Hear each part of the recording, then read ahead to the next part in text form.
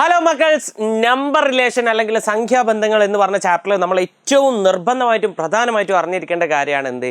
Yes, ഒരു നമ്പറിൻ്റെ factors എന്ന് പറഞ്ഞു കഴിഞ്ഞാൽ എന്താണ്, ആൻഡ് ഒരു നമ്പറിന് എത്ര ഫാക്ടേഴ്സ് ഉണ്ട് എന്ന് കണ്ടുപിടിക്കുന്നത് എങ്ങനെയാണ്.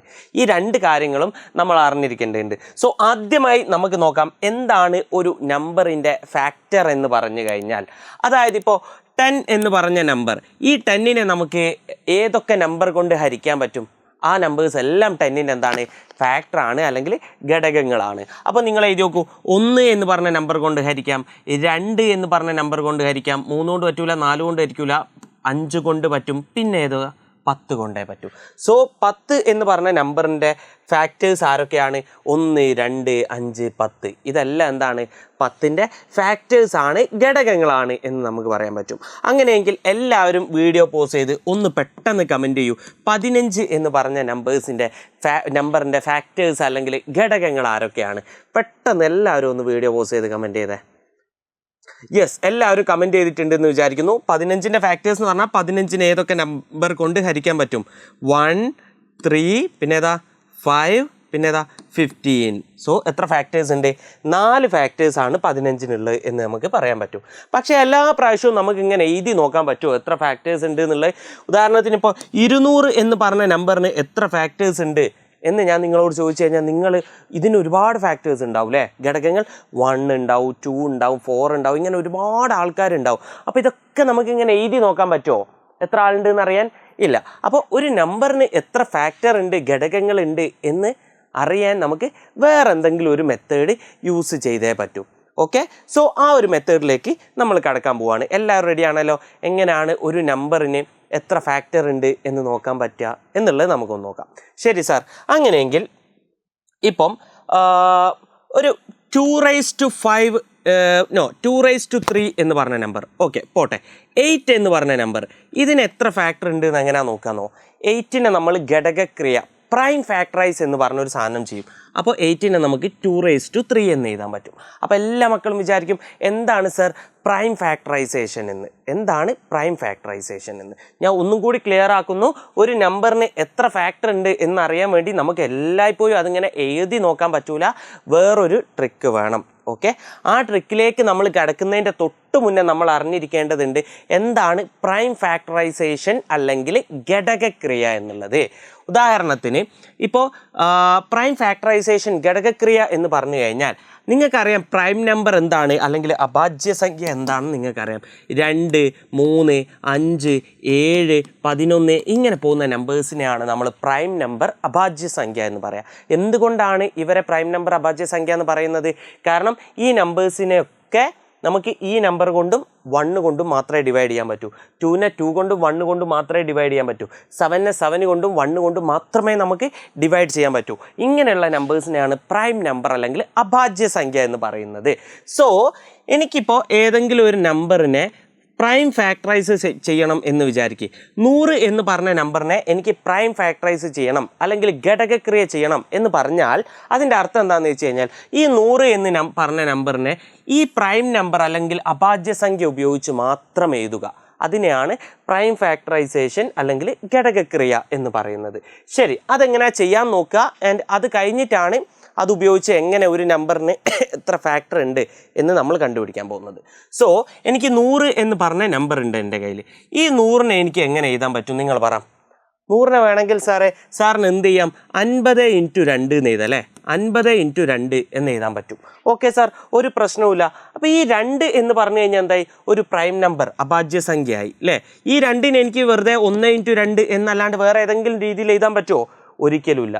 സോ ആ 2 ഓക്കെയാണ്, ഇതിനൊന്നും ചെയ്യാനില്ല. ഇനി ഞാൻ 15നെ നോക്കുകയാണേ. ഞാൻ ഈ 15നെ നോക്കുമ്പോൾ ഈ 15നെ എനിക്ക് എങ്ങനെ മാറ്റി എഴുതാം? നിങ്ങൾ പറ. ഈ 15നെ എനിക്ക് എങ്ങനെ എഴുതാം? 5 × 10 എന്ന് എഴുതാം അല്ലേ 15.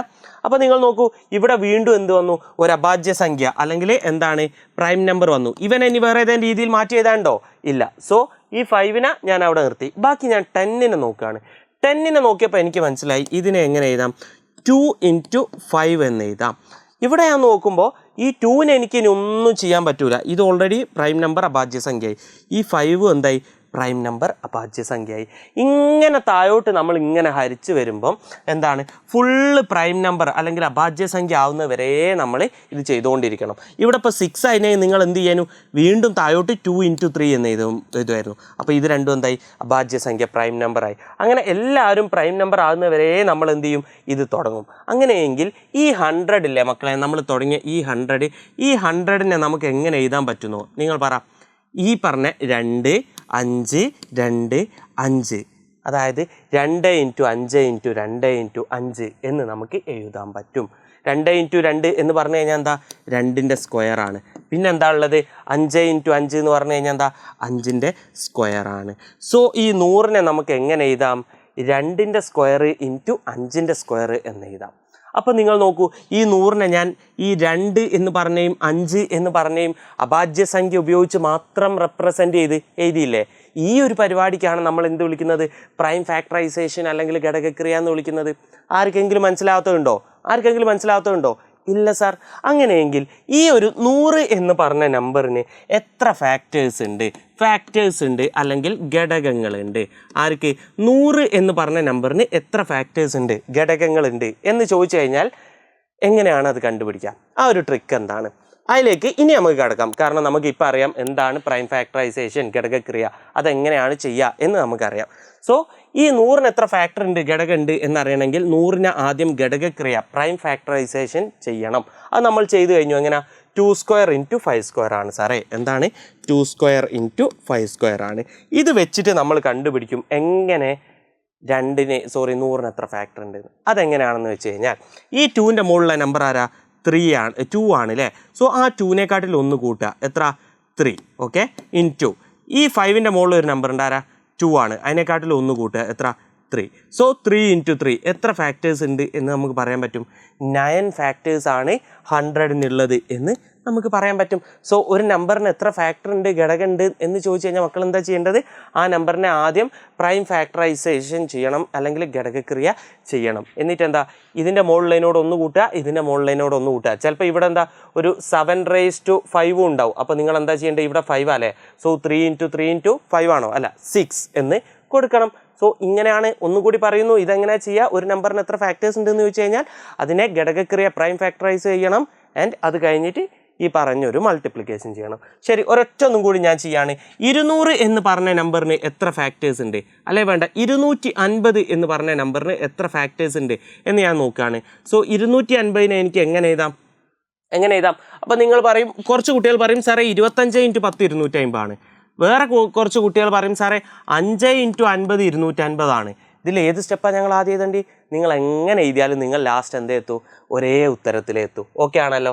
സോ ഞാൻ 25 × 10 എന്ന് എഴുതുന്നു. എന്താ എഴുതുന്നത്? 25 × 10 എന്ന് എഴുതുന്നു. ഇനി ഇവനെ എനിക്ക് സ്പ്ലിറ്റ് ചെയ്ത് എഴുതാൻ പറ്റുമോ? പറ്റും സാർ. 25നെ എനിക്ക് എന്ത് എഴുതാം? 5 × 5 എന്ന് എഴുതാം അല്ലേ. 5 × 5 എന്ന് എഴുതാം. സോ ഈ 5 എന്തായി? പ്രൈം നമ്പറായി. 5 എന്ന് പറഞ്ഞാൽ പ്രൈം നമ്പർ അഭാജ്യസംഖ്യ. അത് കിട്ടിക്കഴിഞ്ഞാൽ പിന്നെ നമുക്ക് ഇനി താഴോട്ട് പോകാൻ പറ്റൂല. സോ ഈ സൈഡിൽ എനിക്ക് ഒന്നും ചെയ്യാനില്ല. ഞാൻ എന്ത് ചെയ്തു? ഇവിടെ നിർത്തി. അങ്ങനെയെങ്കിൽ മറ്റേ സൈഡിലേക്ക് ഇനി എന്താ ചെയ്യാനുള്ളത് എന്ന് നോക്കൂ നിങ്ങൾ. ഈ 10നെ എനിക്ക് എങ്ങനെ എഴുതാം? 2 × 5 എന്ന് എഴുതാം അല്ലേ. 2 × 5 എന്ന് എഴുതാം. ഇവിടെ വീണ്ടും നിങ്ങൾ നോക്കൂ, ഈ 2ഉം അതുപോലെ തന്നെ ഈ 5ഉം എന്തായി? പ്രൈം നമ്പറായി. ഇനി ഇതിൽ എന്തോ ചെയ്യാണ്ടോ? അഭാജ്യസംഖ്യ എന്തോ ചെയ്യാണ്ടോ? ഇനി താഴോട്ട് ഏതോ സ്റ്റെപ്പ് പോകാണ്ടോ? ഇല്ല. സോ 250നെ എനിക്ക് എങ്ങനെ എഴുതാം? 2 പ്രാവശ്യം അല്ലേ ഉള്ളൂ ഇവിടെ. അപ്പോൾ 2 × 5 എത്ര തവണ? 3 പ്രാവശ്യം. അപ്പോൾ 3 × 5 എന്നാണോ എഴുതേണ്ടത്? ഇല്ല, 5 × 5 × 5 ആണ് അല്ലേ. സോ എന്താ? 5ൻ്റെ ക്യൂബ് എന്നാണ് എഴുതേണ്ടത്. സോ 200നെ നമ്മൾ പ്രൈം ഫാക്ടറൈസ് അല്ലെങ്കിൽ ഘടകക്രിയ ചെയ്തു. ഇനി നിങ്ങൾ പറ, ഇതിന് എത്ര ഫാക്ടേഴ്സ് ഉണ്ട് അല്ലെങ്കിൽ ഘടകങ്ങൾ ഉണ്ട്? നിങ്ങൾ പറ സാറേ. ഈ 2ൻ്റെ മുകളിൽ, അയ്യോ സാറേ 2ൻ്റെ മുകളിൽ ആരെയും കാണുന്നില്ല. ഇതിൻ്റെ മുകളിലുള്ള ആൾ, ഇതിൻ്റെ മുകളിലുള്ള ആൾ, അതിനോട് ഓരോന്ന് കൂട്ടിയിട്ടാണ് ഗുണിക്കേണ്ടത്. എടാ അപ്പോൾ എന്താ ചെയ്യുക? സാറേ ഇതിൻ്റെ മുകളിൽ ആരെയും കാണുന്നില്ല, അതിൻ്റെ അർത്ഥം ഇവിടെ 0 എന്നാണോ? അല്ല, ഒന്നും കാണുന്നില്ല, അതിൻ്റെ അർത്ഥം ഇവിടെ 1 ആണ് എന്നാണ്. ഓക്കെ. സോ ഈ 1നെക്കാട്ടിൽ 1 കൂട്ടുക, ഈ 3നെക്കാട്ടിൽ 1 കൂട്ടുക. 1നെക്കാട്ടിൽ 1 കൂട്ടിയാൽ 2 ആണ്, 3നെക്കാട്ടിൽ 1 കൂട്ടിയാൽ 4 ആണ്. സോ 2 × 4 എത്ര ഫാക്ടേഴ്സ് ഉണ്ട്? ഏതൊക്കെ? 250ന് 8 ഫാക്ടേഴ്സ്, ഘടകങ്ങളുണ്ട് എന്ന് നമുക്ക് പറയാൻ പറ്റും. ഓക്കെ ആണല്ലോ. ഓക്കെ, ഇനി മേ ബി ഇങ്ങനെ ആയിരിക്കും ചോദ്യം വരിക. 16 × 7 ഈ ഒരു സാധനത്തിന് എത്ര ഫാക്ടേഴ്സ് ഉണ്ട്? ഇങ്ങനെ ചോദിച്ചു കഴിഞ്ഞാൽ നമ്മൾ എന്താ ചെയ്യേണ്ടത്? നേരത്തെ ചെയ്ത പരിപാടി തന്നെ. 16 ഇൻറ്റു എയിന് എത്ര ഫാക്ടേഴ്സ് ഉണ്ട് എന്ന് ചോദിച്ചു കഴിഞ്ഞാൽ ഈ 16നെ നമുക്ക് എങ്ങനെ എഴുതാൻ പറ്റും? ഈ 16നെ, ഇതാണ് നമ്മൾ ചോദ്യം, ഈ 16നെ എങ്ങനെ എഴുതാൻ പറ്റും? 16 ഇൻറ്റു എയിന് എത്ര ഫാക്ടേഴ്സ് ഉണ്ട് എന്ന് നമുക്ക് അറിയണ്ടേ. 16നെ നമുക്ക് എങ്ങനെ എഴുതാൻ പറ്റും? 2 ഇൻറ്റു 8 എന്ന് എഴുതാൻ പറ്റൂ അല്ലേ. സോ ഇവിടെ ഈ ഒരു 2 എന്ന് പറഞ്ഞ ആൾ എന്തായി? പ്രൈം നമ്പർ, അഭാജ്യമായി, ഇനി ഒന്നും ചെയ്യാനില്ല. അടുത്തത് 8നെ എനിക്ക് എങ്ങനെ എഴുതാൻ പറ്റും? 2 ഇൻറ്റു 4 എന്ന് എഴുതാൻ പറ്റും. അപ്പോൾ ഈ രണ്ടും എന്തായി? പ്രൈം നമ്പറായി, അഭാജ്യ സംഖ്യയായി, ഒന്നും ചെയ്യാനില്ല. ഇനി ഈ 4നെ എനിക്ക് പക്ഷേ മാറ്റി എഴുതാം. എങ്ങനെ?